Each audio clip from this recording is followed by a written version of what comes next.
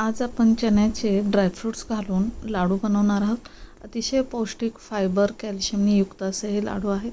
तर आज मी अगदी कमी वेळेत बनवलेत। तर ते कसे मायक्रोवेव्हचा वापर करून ते मी तुम्हाला दाखवते।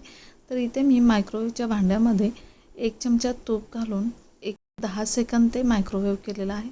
तूप वितळलं की यामध्ये आपण मिक्स ड्रायफ्रूट्स घालणार आहोत। तर इथे तुम्ही तुमच्या आवडीप्रमाणे जे अवेलेबल असतील ते ड्रायफ्रूट्स घ्या। हे पण आपण तुपामध्ये मिक्स करून पुन्हा 1-2 मिनिटांसाठी मायक्रोवेव्हला लावणार आहोत। 1-1.5 मिनिट झाला की यामध्येच मी जे आपले भाजलेले चणे असतात ते मिक्स करणार आहे आणि पुन्हा अर्धा मिनिट हे मायक्रोवेव्ह करून घेणार आहे। तर अगदी 2 मिनिटात आपले ड्रायफ्रूट्स भाजून होतील आणि जोपर्यंत आपण बाकीची लाडूची तयारी करू तोपर्यंत आपल्याला हे ड्रायफ्रूट्स थंड होऊन जातील। तर आता इथे तुम्ही बघू शकता ड्रायफ्रूट्स आपले चांगले भाजलेले आहेत। तर एका मिक्सरच्या भांड्यामध्ये मी हे सगळं व्यवस्थित बारीक करून घेतलेलं आहे। तर कढईमध्ये 2 ते 3 चमचे तूप घेऊन मी यामध्ये 1 वाटी गव्हाचं पीठ घालणार आहे। हो, आपण आज हे लाडू गव्हाच्या पिठात करणार आहोत। हे पीठ अगदी चांगलं लालसर होईपर्यंत परतून घ्यायचं। तर गॅस मंद करायचा आणि इथेच 1 चमचे आपण खसखस घालणार आहे आणि थोडेसे मगज बी टाकणार आहे। बारीक करताना आपण घातलेले आहेत, पण यात घातले की थोडेसे दातात क्रंची लागतात म्हणून घालायचे।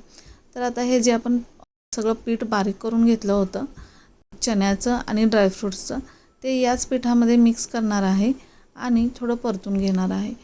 आता इथे मी यासाठी 1 वाटी गूळ घेतलेला आहे। तुम्हाला जर अजून थोडे गोड लागत असेल तर तुम्ही जास्त घालू शकता। आता हे मिश्रण थोडंसं थंड झालं की आपण मिक्सरच्या भांड्यात घालून एकदा मिक्सरला फिरवून घेणार आहोत। वेलची पूड मी घालायला विसरले होते पहिला, ती नंतर आता घातले आणि हे लाडू आपण आता वळून घेऊयात।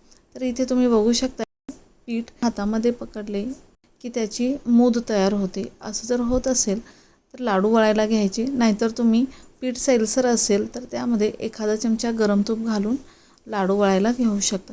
तर अगदी सहज हे लाडू वळले जातात। तर एवढ्या पिठामध्ये माझे साधारण 15 ते 16 लाडू झालेले आहेत। लहान मुलांसाठी, घरातल्या अगदी वयस्क व्यक्तींसाठी सुद्धा हा एक अतिशय उत्तम पौष्टिक लाडूचा प्रकार आहे। तर तुम्ही देखील नक्की करा आणि कसे झाले ते कमेंट करून नक्की सांगा। व्हिडिओ आवडला असेल तर लाईक, शेअर, सबस्क्राईब करायला विसरू नका। धन्यवाद।